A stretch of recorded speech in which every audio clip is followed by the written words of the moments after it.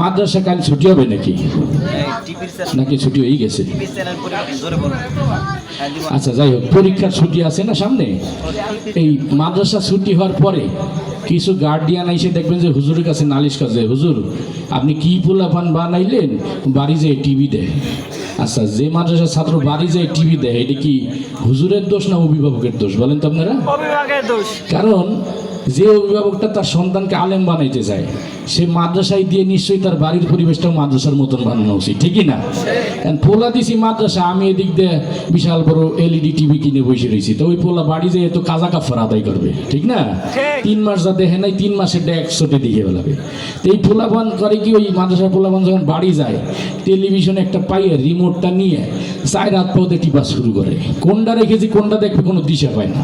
তো এই যে 3 মাসে দেখতে পারে নাই, 1 মাস দেখতে পারে নাই, পুরা কাজা কাফার আদায় করে। তো ওরা যখন উড়াধুরা দেখে, দেখবেন যে ওরা একটা চ্যানেলের অনুষ্ঠান পুরোটা দেখে না, 2-3 সেকেন্ড দেখে আর চ্যানেল পাল্টায়, 2-3 সেকেন্ড দেখে আর চ্যানেল পাল্টায়। তাই সব চ্যানেলে তো এক ধরনের অনুষ্ঠান হয় না, কোনোটায় হয় খেলাধুলা, কোনোটায় সিনেমা, কোনোটায় গান বাজনা, কোনোটায় টক শো, কোনোটায় রান্নাবান্না।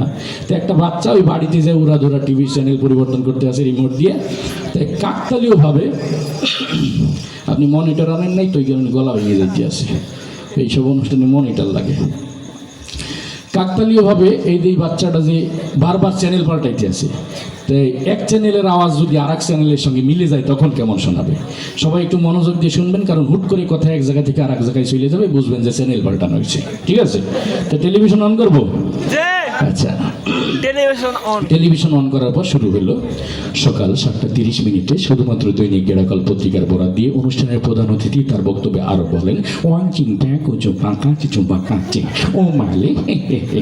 আর বলবেন না আপা, আপনার দুলাভাই সেই সকালে ঘুম থেকে উঠেই শুরু করে 8টার বলা শেষই হয় না, বাবা কেন আশরাফুল সজোরে হাত ঘুরিয়ে মেরেছেন এবং 4 রান। মৃদা ভাই, আপনি জানেন এই সেই আশরাফুল যাকে নিয়ে গর্ব করেন বাংলাদেশ দলের coach mister Bush. Mister Bush Afghan প্রশ্নে আরো বলেন, আফগানিস্তান থেকে সৈন্য প্রত্যাহার করার সময় এখনো হয়নি, প্রয়োজনে আরো বিপুল সংখ্যক পরিমাণ সৈন্য গরম তেলের মধ্যে ঢেলে ইচ্ছে মতো নাড়তে থাকুন।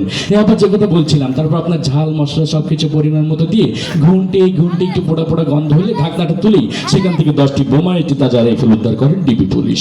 চলন্ত ট্রেন থেকে আকস্মিক বোমা পাওয়া যায়, ট্রেনের যাত্রীরা সবাই ভয়ে চিৎকার করে বলে ওঠেন, আউট আউট আউট আউট। শেষ পর্যন্ত মাশরাফির দুর্দান্ত বোলিং এর মুখে টিকে থাকতে পারলেন না মিস্টার টনি ব্লেয়ার ফিফার বর্ষসেরা প্লেয়ার হিসেবে স্বীকৃতি পাওয়ায় লিওনেল মেসিকে অভিনন্দন জানিয়ে বলেন, আমি বনো ফুল গো ছন্দে ছন্দে দুলি আনন্দে। আমি বনফুল এই ধরনের তৃণলতা পাতা গাছ যা ঔষধি গাছ হিসেবে পরিচিত। গাছ সম্পর্কে বিজ্ঞানী জগদীশচন্দ্র বসুই সর্বপ্রথম দুর্নীতি দমন অভিযান শুরু করেন। অনুষ্ঠানের প্রধান অতিথি তার বক্তব্যে আরো বলেন, I M A disco dancer. বিড়ি খেলে অনেক সময় ক্যান্সার হওয়ার সম্ভাবনা থাকে। ক্যান্সার, আমাশয়, ম্যালেরিয়া, ফ্যালেরিয়া এই সমস্ত রোগের জীবাণু আপনার খাবারের মধ্যে ইচ্ছে মতো মিশিয়ে নেবেন।